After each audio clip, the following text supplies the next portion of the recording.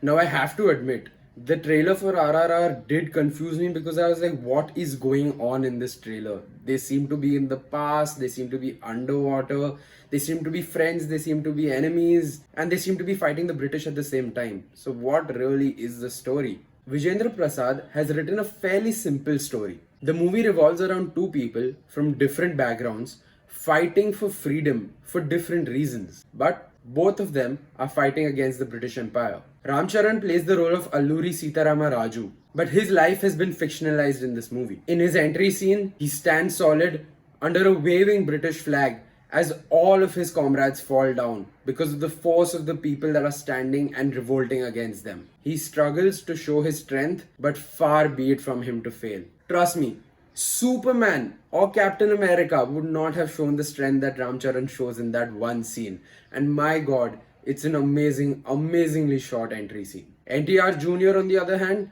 plays his role extremely sincerely, and yet he is so fierce. In his entry scene, not only does he run through the jungles at lightning fast speed, he also battles a tiger while doing so. While fire symbolizes Ram Charan's character, it is water that symbolizes NTR Jr. And the two of them play their roles accordingly. Ram Charan gives a great brooding expression, but he doesn't have much else to show for his acting ability in the rest of the movie. While NTR Jr. portrays a variety of emotions, from being vulnerable to being angry to being sad to being simply confused. Now, acting abilities on one side, the two of them absolutely nail the dances. The choreography to Natu Natu seems extremely difficult and they make it look impossible. Alia Bhatt has a good screen presence, but her acting does not shine, maybe because a lot of her dialogue in the movie is in Telugu. So kudos to her for actually learning Telugu and delivering her dialogues in another language. Ajay Devgn, as always, lives up to the expectations. His screen presence is largely felt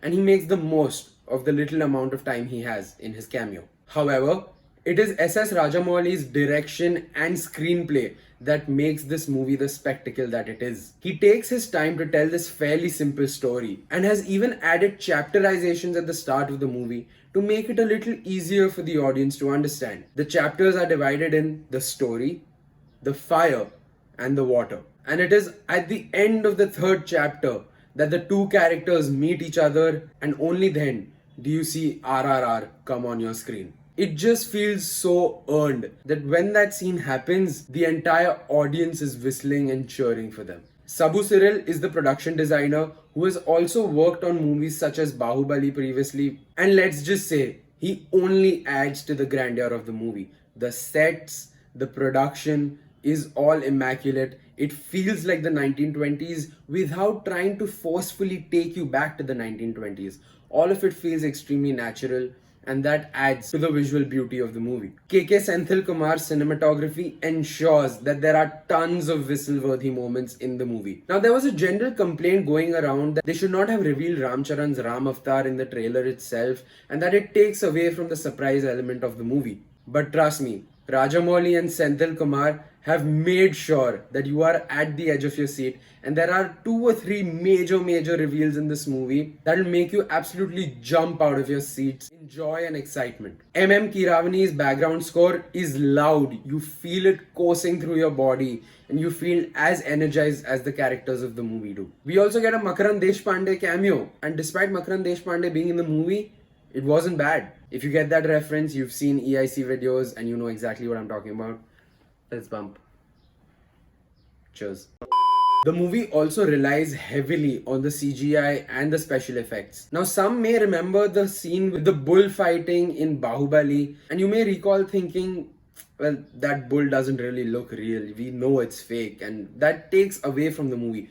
But in this movie, there is a CGI tiger and a couple of other CGI elements that are so well done. It is hands down the best India has ever seen. And at moments, I even felt like I was watching Jon Favreau's The Jungle Book. All in all, the set design, the music, the CGI, the cast, all of it justifies the mammoth 500 crore budget. It is Rajamouli's vision that accounts for 80% of this movie's brilliance, and everything else only accounts to 20%. He takes his time in telling the story. He makes sure you feel everything that he wants to show you. From a simple rope pull to a bike starting on gravel or in sand, you feel every single thing. He gives you pan shots, he gives you wide shots, he gives you POVs, he gives you focus shots, and this just helps in adding to the visuals of this movie, which were absolutely bonkers. It is very visible when a director makes a movie and he gives it all of his heart. That is exactly what Rajamouli and the rest of the cast and crew of this movie have done. Yes, it is 3 hours long, but you will not realize where those 3 hours go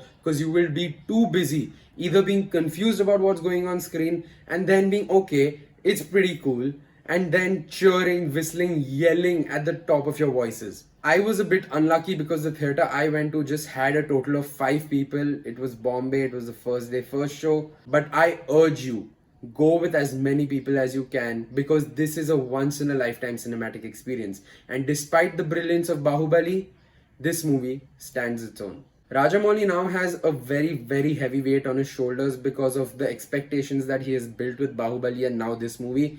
I am so looking forward to what he has next, but I'm also sure that this is a good weight to have on his shoulders and he won't be too fussed about it. Now, I genuinely believe I cannot describe this movie well enough for the experience that it was. I think I actually cheered more than I did for Spider-Man No Way Home. Now, I know that's saying a lot.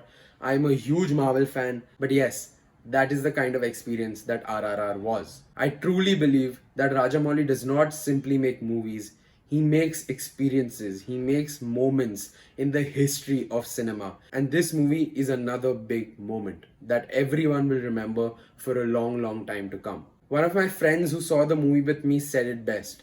Rajamouli ka dil darya hai aur gaand samandar hai. And that is how he makes his movies. He truly is one of the finest directors in the world right now. And his craft is a proof of that. I'd give RRR 9 on a scale of 10 RRRs because yeah, it just really was that good. And I don't remember the last time I walked out of a theatre feeling so happy. If you watched the movie, let me know what you thought about it down in the comments below. I hope this review acts as a catalyst in making you go to the theatres and enjoy this 3-hour long spectacle. That's it from me. Don't forget to like, share, subscribe. I will see you soon with another review.